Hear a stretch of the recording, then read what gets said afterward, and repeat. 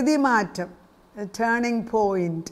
സങ്കീർത്തനം 14:7 അതിന് ഒരു വാക്യം, പല വാക്യങ്ങളുണ്ട്.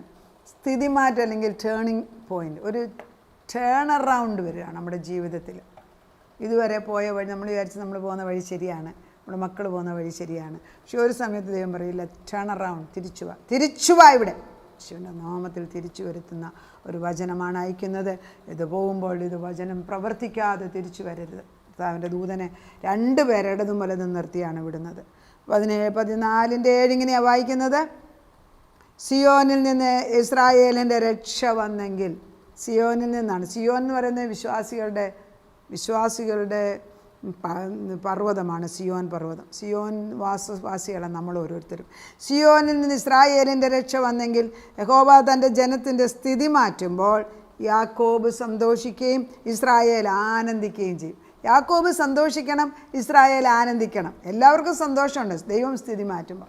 മനുഷ്യനല്ല, പിശാചുമല്ല. അവനെന്ത് സ്ഥാനം നമ്മുടെ കുടുംബങ്ങളിൽ ഇറങ്ങിപ്പോട്ടവൻ. അപ്പം ദൈവത്തിൻ്റെ പരിശുദ്ധാത്മാ പറയാം, turning point is a situation where an important change occurs. ഒരു പ്രധാന മാറ്റം നമ്മുടെ ജീവിതത്തിൽ വരികയാണ്.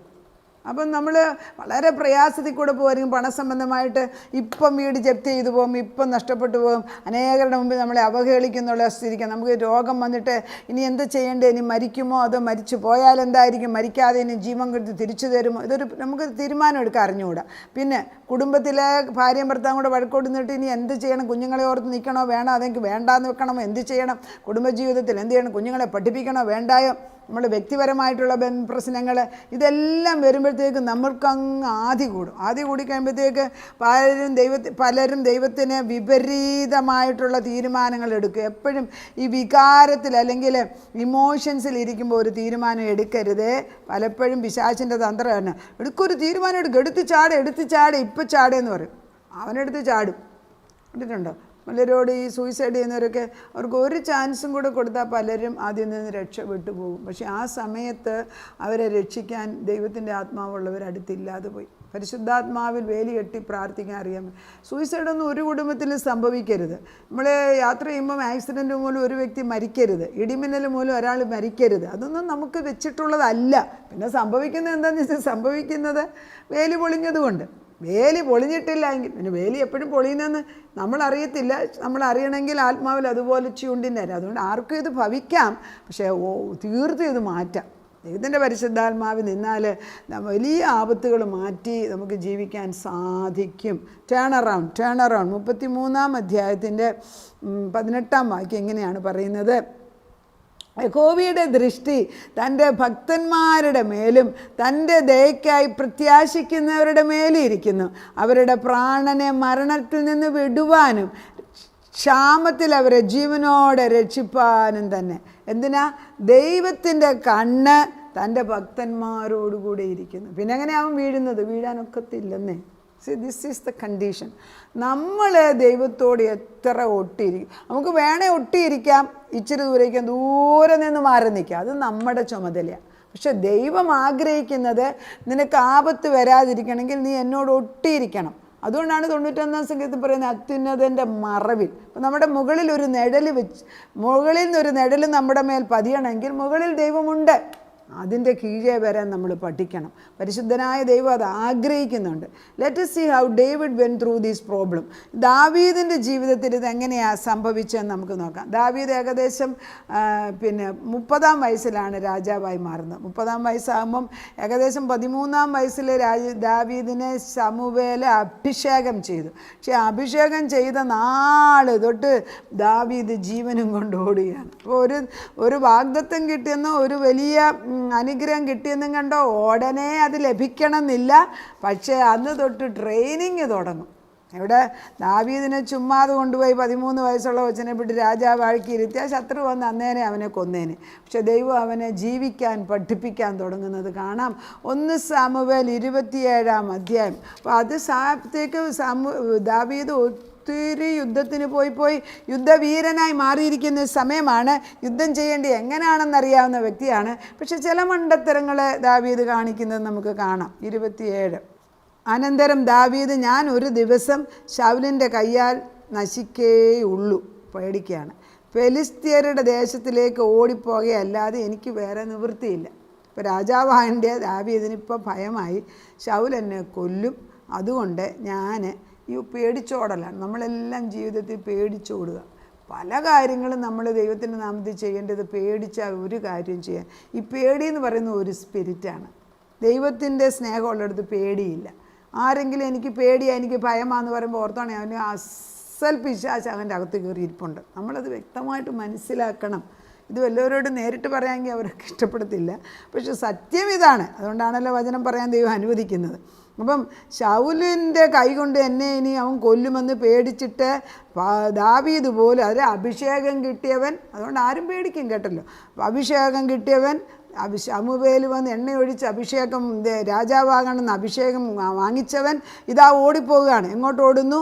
അവൻ ഫെലിസ്ത്യരുടെ ദേശത്തേക്ക് ഓടിപ്പോയി. ശൗൽ അപ്പോൾ ഇസ്രായേൽ ദേശത്തൊക്കെയും എന്നെ അന്വേഷിക്കുന്നത് മതിയാക്കും, ഞാൻ അവൻ്റെ കയ്യിൽ നിന്ന് ഒഴിഞ്ഞു പോകുമെന്ന് മനസ്സിൽ വിചാരിച്ചു. അപ്പോൾ ദാവീദ് വിചാരിക്കുകയാണ്, ഞാൻ എന്നാൽ ഇനി പോട്ടെ, ഇവിടെ നിൽക്കുന്നില്ല, ഞാൻ ഫെലിസ്ത്യരുടെ ദേശത്ത് പോയി താമസിച്ചേക്കാം. അപ്പം പിന്നെ എൻ്റെ പുറകെ ഇങ്ങനെ ഈ വേട്ടയാടുന്ന പട്ടിയുടെ കൂട്ട് വരത്തില്ലല്ലോ, എനിക്ക് മതിയായി. അങ്ങനെ ദാവീദ് പുറപ്പെട്ട് താനും കൂടെയുള്ള 600 പേരും ഗത്ത് രാജാവായ മാവോക്കിൻ്റെ മകൾ ആഖീശിൻ്റെ അടുക്കൽ ചെന്ന് അവിടെ താമസിക്കുകയാണ്. ഇസ്രായേലിലേക്കാരത്തെ അഹീനോവാം, നാബാത്തിൻ്റെ ഭാര്യയായിരുന്ന അബീഗവ എന്നീ 2 ഭാര്യമാർ ദാവീദും കുടുംബസമേതം അവൻ്റെ എല്ലാ ആളുകളും ഗത്തിൽ ആഖീശിൻ്റെ അടുക്കൽ പാർത്തു. ദാവീദ് ഗത്തിലേക്ക് ഓടിപ്പോയി എന്ന് ശൗലിനെ അറിവിട്ടു. അവൻ പിന്നെ അവനെ അന്വേഷിച്ചുമില്ല. അപ്പോൾ നമ്മൾ മറക്കണം, ദാവീദ് രാജാവാകേണ്ട ദാവീദ് ഓട്ടമാണ്, ഓട്ടം തുടങ്ങി. നമ്മൾ ഓരോരുത്തരും ജീവിതത്തിൽ ദൈവം ഒരു വാഗ്ദത്തം തരും. അന്ന് തൊട്ട് നമ്മളെ ദൈവം പരീക്ഷിക്കുകയല്ല, പഠിപ്പിക്കാൻ തുടങ്ങും. വാഗ്ദത്തം പ്രാപിച്ചെടുത്ത് അത് ഉപയോഗിക്കാൻ പഠിക്കണ്ടല്ലോ. അതാണല്ലോ നമുക്ക് യുദ്ധം എങ്ങനെ ജയിക്കണം നമ്മളെ പഠിപ്പിക്കും. അന്ന് തൊട്ട് ദാവീദിൻ്റെ പുറകെ ശൗല് ദാവീദിനെ കൊല്ലാൻ പോവുകയാണ്. ദാവീദിനെ കൊല്ലാൻ ശൗലിൻ്റെ കൂടെ നിൽക്കുന്നതാണ് ദാവീദ്. ദാവീദിന് ചെറിയ സ്ഥാനം. ഇപ്പം ശൗലാണ് രാജാവ്.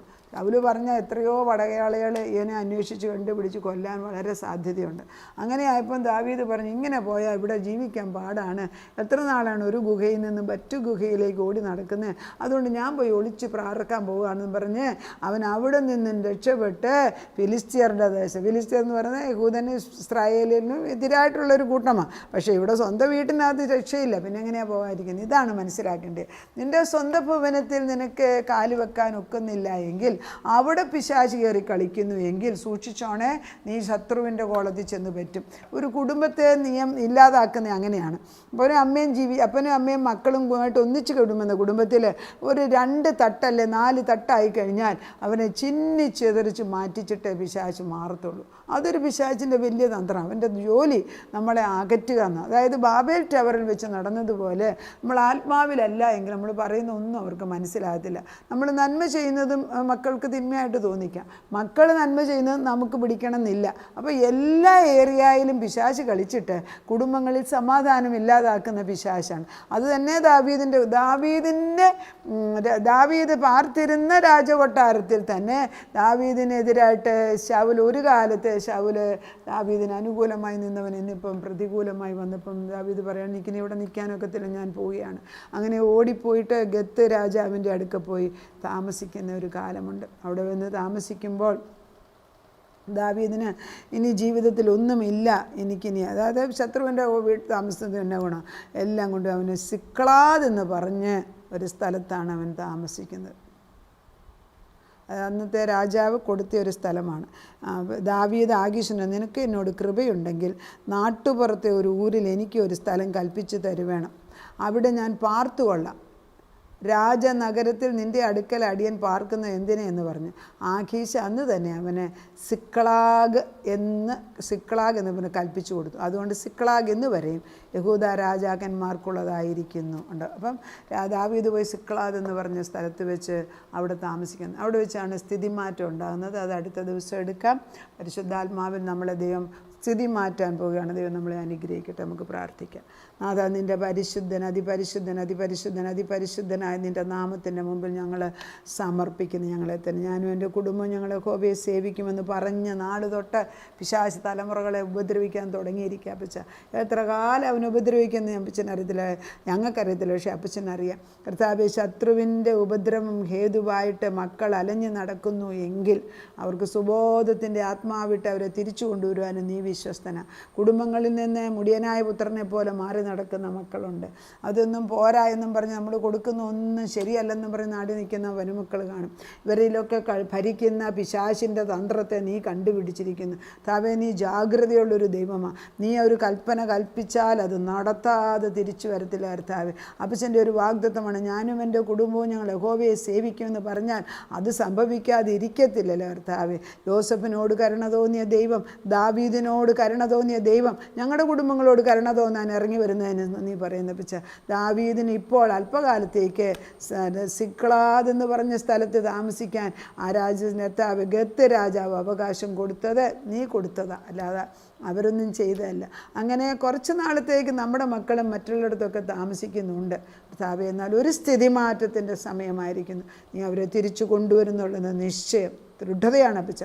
അങ്ങനെ അപ്പച്ചൻ ചെയ്യാൻ പോകുന്നതിന് നന്ദി പറയുന്നു. അത് കണ്ടുകൊണ്ട് ഞങ്ങൾ ജയത്തിൻ്റെ കൊടി ഉയർത്തി. The banner over our head is love. ദൈവത്തിൻ്റെ സ്നേഹത്തിൻ്റെ കൊടി ഉയർത്തി അവർ തിരിച്ചു വരുമ്പം കണ്ടീഷനില്ലാതെ സ്നേഹത്തോടെ, മുടിയനായ പുത്രൻ തിരിച്ചു വന്നപ്പോൾ അപ്പൻ തിരിച്ചു സ്വീകരിച്ചതുപോലെ അവരെയൊക്കെ സ്വീകരിക്കാനുള്ള നല്ല ആത്മാവിനെ ഞങ്ങൾക്ക് നിറച്ചാട്ടെ. അവരിലും മാനസാന്തരത്തിൻ്റെ ആത്മാവിട്ട് കൊടുത്താട്ടെ. അതിനത് ചെയ്തിരിക്കുന്നതിനാൽ നന്ദി. പ്രാർത്ഥനയായിട്ട് ഉത്തരം നന്ദി. യേശു ക്രിസ്തുവിൻ്റെ പൊന്നുനാമത്തിൽ തന്നെ ആമേൻ.